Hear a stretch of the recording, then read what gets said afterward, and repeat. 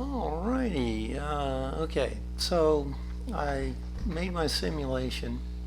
Now we want to create a bar chart using the histogram function in Desmos. And so we'll go to our column D and copy our 1,000 results and open Desmos and so forth. So I can go here. Here are my 1,000 total reported.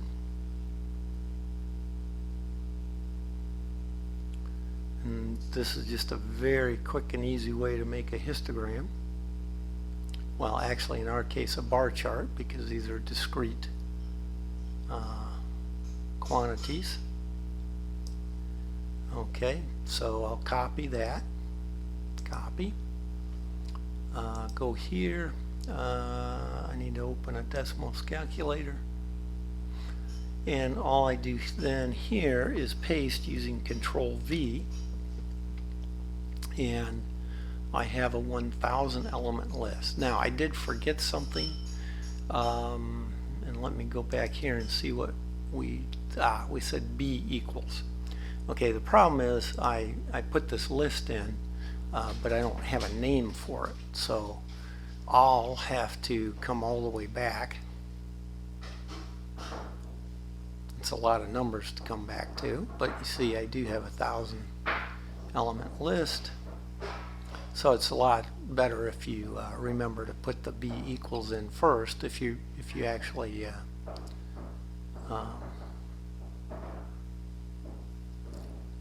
read through the stuff first, then that's probably helpful. This takes a while. So now, okay, so I'm getting very bored doing that. So what could I do? Oh, go here, close it, and say B equals, and do my paste again. And there we go. And then when I click down in the next cell, there's my B equals. So that was much easier. Okay. Now, and to make that bar chart, to start that up, all you need to do is say histogram and open parenthesis B. And notice it says the data set, comma, bin width, and right now it says bin width is equal to 1 if I don't put anything in here. And so now here it is. And it'll be pretty big. Now I do suggest on here, if we go back, so I use so I say copy here, open the calculator, type B equals, then do the paste. And now, notice what right now I do the bin width is 1. Let's go back to that picture. And you see how these are touching in here. And really I'd rather have a bar chart. Now these down here aren't touching because there are just very few of them, right? That means there's 1 at 7, I guess, none at 8, none at 9, 1 at 10, none at 11, and by the time I get to 12, then I'm all the way up to 3 of them. And similarly, there's some missing over here. And that's what I would expect for the rarer cases. Okay, so, but these are touching. However, if I make a small enough bin width, and probably 0.5 is looks pretty good, then they don't touch anymore. And so that's why I used a bin width of 0.5. Now you could use a bin width of 5 or 10, in which case it makes these really big bins, and but that's not what I want. I want one for each value, 0 to 33, and I want them not to be touching, and so the 0.5 works pretty well. Now the other thing we want to do, we do want them centered, but we'd like to do it relative. Okay, that just makes it easier. Now that made it really short. Now I'm going to do a couple things here. I'm going to go up here to the graph setting. First thing I'm going to do is make it bold so everything just shows up a little better.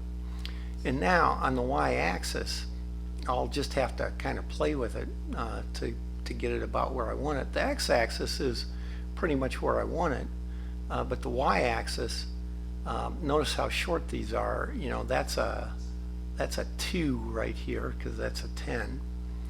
And so this needs to be, you know, maybe around 0.5 or something like that. But of course that puts it way up at the top. Why? Because the negative, so, you know, goes down to 2.5. Well, so I'll make this minus 0.02 or something like that. Or well, I didn't mean 0.2, maybe 0.1. You know, so I have a little bit down here. And I can mess with it some more if I want to. You know, like I could make it a 0.5. Yeah, that's looking better. But now, you know, as I look at this, well, that's still, you know, this needs to come up here where we can see it. So probably, well, let's just try the 0.2. You know, so if I do that, you know, that looks pretty good. You know, I probably want it down here a little bit more, and I probably wouldn't mind it up, you know, a bit more yet. And so maybe I'll go to 0.18. You know, so there's no exact science to it. 1.8. You know, and so that looks pretty good. Okay, so I have a histogram, or sorry, well, you know, I used the word histogram because that's the command I used, but it's really, I made a bar chart. And well, let's see, and they say, you know, the directions say, oh, make it orange. Well, so that's easy enough to do. And you see my picture, you know, that I made. It looks pretty similar here. You know, it looks pretty good there. So, but to make it orange, I'll just click up here on this edit, go to that color, make it orange. There's orange, and now I'm done. And so, you know, at this point I'm ready to take a screenshot and add it to my report. Okay, so there we go. That's how I make a bar chart.